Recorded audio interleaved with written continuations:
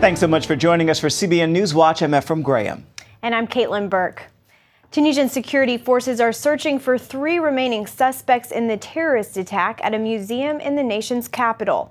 At least 23 people are dead, a majority of them tourists, gunned down as they got off a bus. Witnesses say gunmen stormed the museum, shooting anything that moved. Chaos at Tunisia's Bardo Museum Wednesday as gunmen armed with assault rifles opened fire on tourists. Several shots were fired. We found another couple with their children. We didn't know what to do, so we hid. It's still unclear who's behind the deadly attack, but speculation is growing today that ISIS is responsible. Some believe the attack is linked to the death of Tunisia's most wanted terrorist and a senior leader in ISIS. He was reported to have been killed Saturday in combat. Others are concerned that ISIS has set its sights on destroying cultural heritage. Just last month, the group destroyed priceless antiquities at a museum in Mosul, Iraq. They have to think now, is ISIS going after cultural heritage? Are they going after museums? Could our museum be next? Tunisia's president condemned the attacks, calling them cowardly, and saying that his country is in a war with terror. First Lady Michelle Obama, traveling in Japan, expressed condolences. On behalf of myself and my husband, I want to join in with the others to express our condolences over the horrific event yesterday in Tunisia. Among those killed, tourists from Japan, Italy, Poland, Germany, and Spain. 2 of the gunmen, a police officer, a cleaner, and a security officer, also dead. Late Wednesday night, Tunisia's parliament met, one speaker calling for a special fund to combat terrorism, as well as for the rapid passage of an anti-terror law that Parliament had been debating when the attack took place. Experts say attacks like this one on so-called soft targets could become more common as militants come under increasing pressure from counterterrorism efforts. A pregnant Colorado mother buying baby clothes became a victim of a gruesome attack. We want to warn you, the details in this story are certainly not easy to hear. Police say a 26-year-old woman went to a home in Longmont to buy baby clothes in response to a Craigslist ad. When she arrived, she was beaten, stabbed, and her baby was removed from her womb. The baby died. The mother was 7 months pregnant. She survived the attack and is expected to recover. The Boulder County District Attorney says filing charges in connection to the baby's death will be complicated, saying, quote, in most circumstances, if a child was not actually born alive, then homicide charges are not possible. The suspect is a woman. She has been arrested, and police are working to determine the motive for that attack. The American Civil Liberties Union is asking a federal judge to block an Alabama law that lets judges appoint lawyers for unborn babies. In Alabama, minors must have permission from their parents or a judge to have an abortion. Last fall, new legislation passed that allows a judge to appoint a guardian ad litem for the interests of the unborn child. The ACLU says that change forces teens to go through a trial to obtain an abortion. But state lawyers argue the law provides options to the judge to obtain information about the minor's maturity level. Senate Democrats are blocking legislation aimed at fighting human trafficking. Democrats in Congress erupted in anger last week, claiming they were not aware of a provision in the bill that blocks U.S. taxpayer funding for abortion. They've accused Republicans of sneaking it in. But now a Democratic senator's office is admitting that a staff aide knew about it weeks ago. The actual legislation was made public about 2 months ago, and Democrats already voted for the bill while it was in the Judiciary Committee in February. The legislation would establish a fund to help victims of sex trafficking. 2 more American aid workers returned to the States Wednesday to be monitored for Ebola. That brings a total count to 17 U.S. citizens who've been flown back from Sierra Leone since Friday for observation. They're staying near hospitals with special isolation units in Bethesda, Atlanta, and Omaha. But so far, none have tested positive. All of the patients are connected to the unidentified American who returned last week after contracting the illness. The country that used to be Israel's strongest ally is criticizing its newly elected leaders instead of congratulating them. The White House is blasting Israeli Prime Minister Benjamin Netanyahu's Likud party, accusing them of using anti-Arab rhetoric in the days before the election. Netanyahu had announced he would not push for a Palestinian state, and his party warned Arab voters were going to throw the election to his left-wing opponents. Meanwhile, President Obama has decided to wait several days before congratulating Netanyahu on his resounding victory in Tuesday's election. And White House Press Secretary Josh Ernst says they will now reevaluate the strategy for creating a Palestinian state. The Palestinians are calling for international boycotts of Israel as a response to the election, but Christians around the world are looking for ways to back the Jewish state. As CBN Middle East correspondent Julie Stahl shows us, there's a new effort underway to buy blue and white. Anti-Israel activists around the world use violence and protests to attack the Jewish state. But they've also mounted a campaign to attack its economy by urging countries, churches, and individual investors to boycott, divest, and sanction Israel. It's called the BDS movement.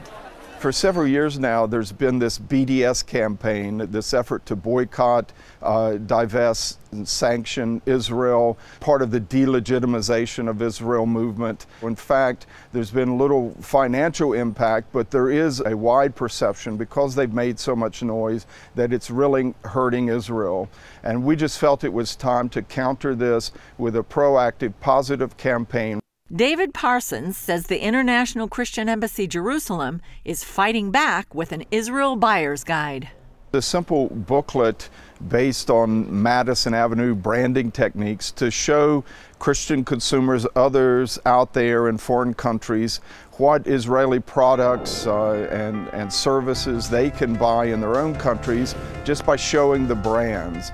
It contains some 80 different Israeli companies and products that are available in various countries throughout the world. Companies like Ahava, specializing in unique skincare products from the Dead Sea.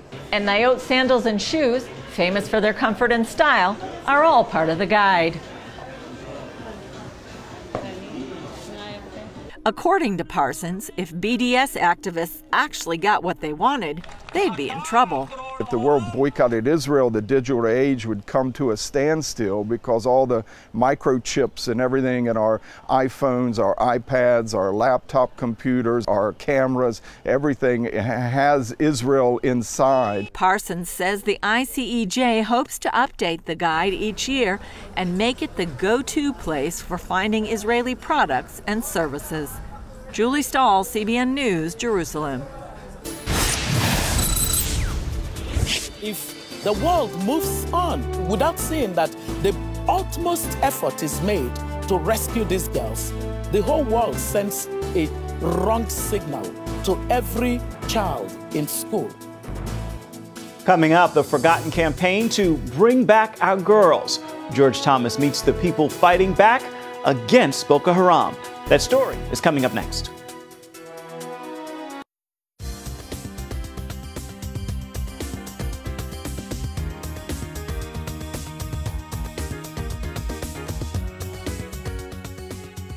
Syrian and Iraqi Christians are asking for more international help. The Christians made their plea from their new homes in Lebanon. They had to flee to that country after being attacked by ISIS. The Christians spoke in 2 churches in Beirut. ISIS overran a cluster of Assyrian villages last month, taking at least 220 Christians hostage. About 25 have been released, but the fate of the remaining captives is unclear. The radical Islamic group Boko Haram has been terrorizing Nigeria for years, but now Nigeria's military is claiming some big victories over the Muslim fighters. The military says its troops have pushed Boko Haram out of a key state in northeastern Nigeria. But last year, Boko Haram captured nearly 300 girls. And our George Thomas got a first-hand look at the terrible toll these Islamic terrorists have taken on families. There is nothing ordinary about this Sunday service at St. Teresa. For that matter, nothing at the church or in this town has been ordinary for some time. St. Teresa is in Yola, Nigeria, where people fleeing the Islamic terror group Boko Haram now outnumber residents of the city. 3,000 of them are taking shelter at St. Teresa's, including many girls like Abigail John, who were held captive by Boko Haram for weeks. John was held for a month before she escaped. They said we would be married off as soon as we got well and that they would marry us to their members who are single. We never thought we would regain our freedom. St. Teresa houses more internally displaced people, or IDPs, than any other church in Adamawa State. And now this place of worship, turned refugee center, has become a safe haven for survivors to tell their stories. For some of them, it's very painful to go through this process of even telling what happened to them. But gradually, they are able to open up and to talk freely, to feel accepted and to feel that the world has not turned its back on them. 20-year-old Dorcas Aiden was another of those caught by Boko Haram. She, along with 50 other Christian girls, were kidnapped and forced to study Quranic verses and say daily Muslim prayers. They showed us videos on laptops every day, and they are showing us the way they are killing people, killing soldiers. And they say if they catch you ladies, they will marry the ladies, and if they catch a man, they will kill the man. Aiden's family knows how fortunate they are to have their daughter back. I had no hope that I would get Dorcas back. That was my fear. Today, this father's prayer and that of many at the church are for the Chibok girls. A year ago next month, Boko Haram fighters kidnapped 276 girls, mostly Christian, from a school in Chibok. 57 escaped, but 219 are still being held. We cannot be a society that would move on when 219 young women that went to acquire knowledge are nowhere to be found.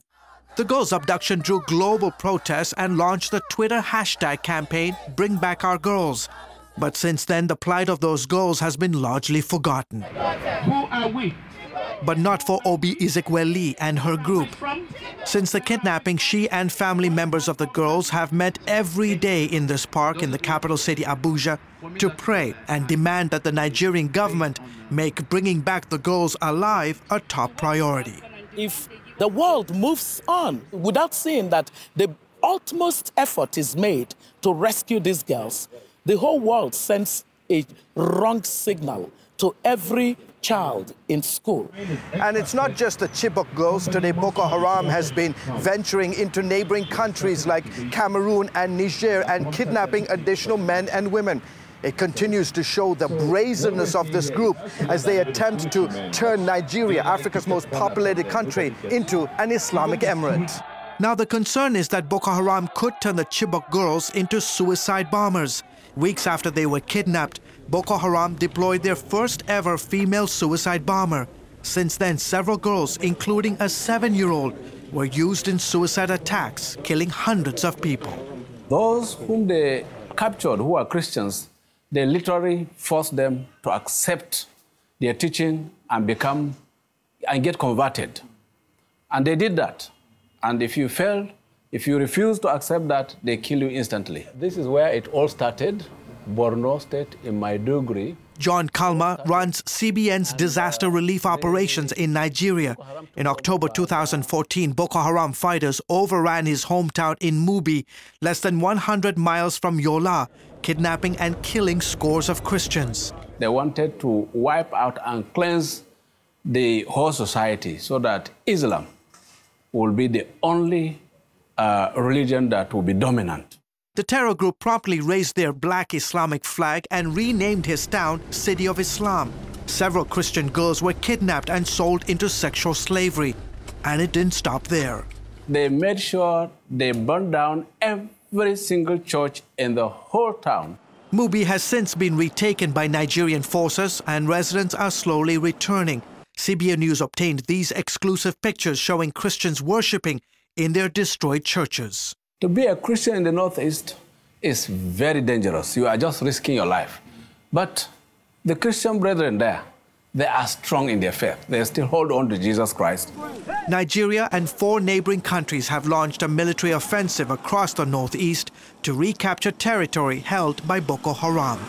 Meanwhile, back at St. Teresa's Church, worship fills the compound as survivors can only hope and pray for the safe return of captives and for an end to the radical Islamic warfare against the people of Nigeria. George Thomas, CBN News, Abuja, Nigeria.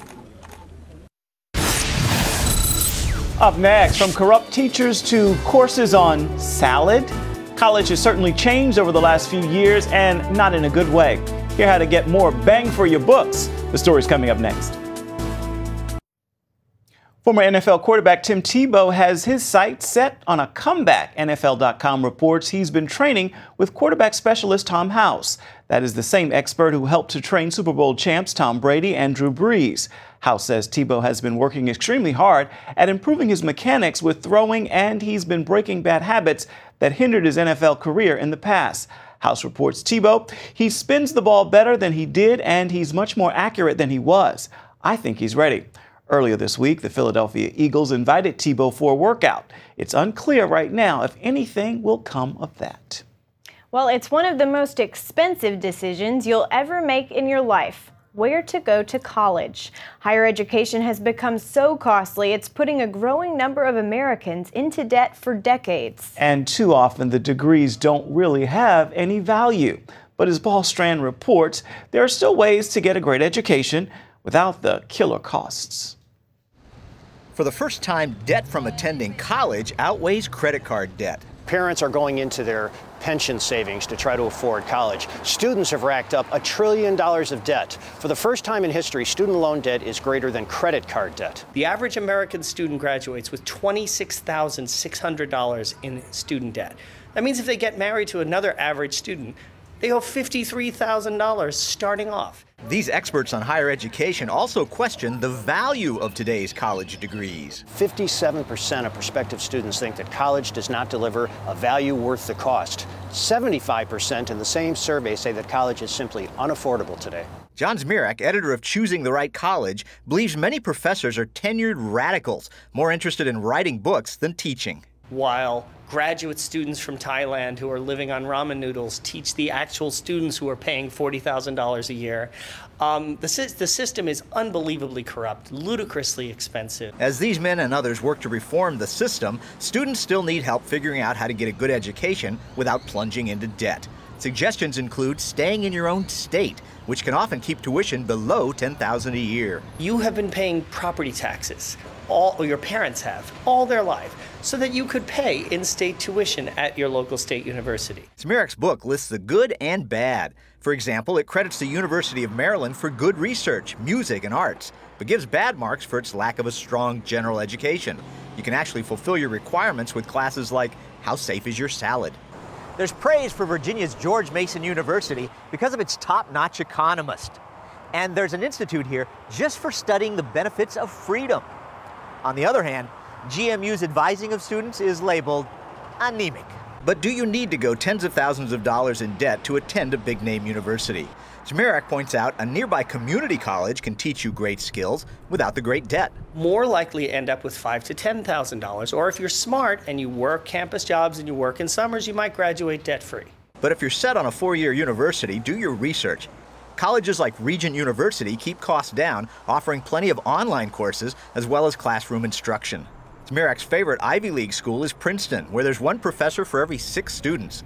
Then there's Baptist Baylor. They've tried to make it the Protestant Notre Dame. Or the Catholic Seton Hall. That has re-embraced its religious identity and improved its academics. He points out College of the Ozarks exchanges free tuition for putting every student to work. Everybody goes there free, but they work 40 hours a week. They emerge with a bachelor's degree and a very serious work ethic. And he's big on a small Virginia college that embraces Christianity and Western civilization. Patrick Henry College in Virginia is an excellent place, founded by and for homeschoolers, but it's branched out a bit beyond that. Places like Regent University and Patrick Henry College delve deeply into the traditions and teachings of Western civilization, which both experts praise. They also worry about how few colleges embrace that philosophy. College should be where you get to study both the great thinkers on the left and the great thinkers on the right in order to produce critical thinkers of the students. Students don't get that anymore. It undermines their ability to engage in complex reasoning. So no matter where you go, they recommend you make sure to get courses in ancient Greek and Roman literature and philosophy,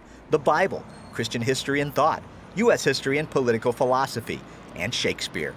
This should make you what businesses want most: literate, deep-thinking workers. And those are the things that employers say are most missing, that they're really looking for, is students who can write a memo that's not illiterate, who can write a letter that is not embarrassing. Still, maybe you don't even need that college degree. My own nephew became an electrician, did not go to college. He earns more money at age 25 than I earn now with a PhD. Skip college, read the great books on your own, take some online courses.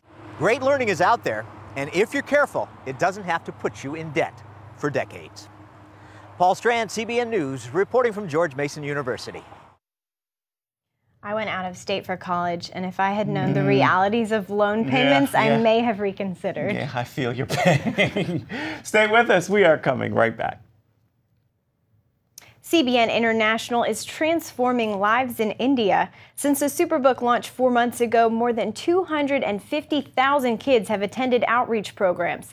Children have been invited to watch an episode of Superbook, play games, hear a message about the Bible, and meet Gizmo. And coming soon, Superbook will air on TV throughout the entire country of India. You can find out more about what CBN is doing around the world by logging on to cbn.com/international. And finally this hour, we want to hope you will make this Thursday a thankful one. So here's a note of Thanksgiving to consider. And I've spent a lot of time thinking about this one today alone. If I am the only Jesus a stranger sees today, what impression am I leaving? So remember, walk through life today in a way that makes Jesus look attractive to someone who may not know him and who may never grace the door of your church come Sunday morning. Be blessed. That's it for now on CBN NewsWatch. You can find more of our exclusive coverage of the issues you care about most at cbnnews.com. You want to know what you think about the stories you've seen here today? You can do that on Facebook or at CBN News on Twitter. Hope you'll join us again right here next time. Make it a thankful Thursday.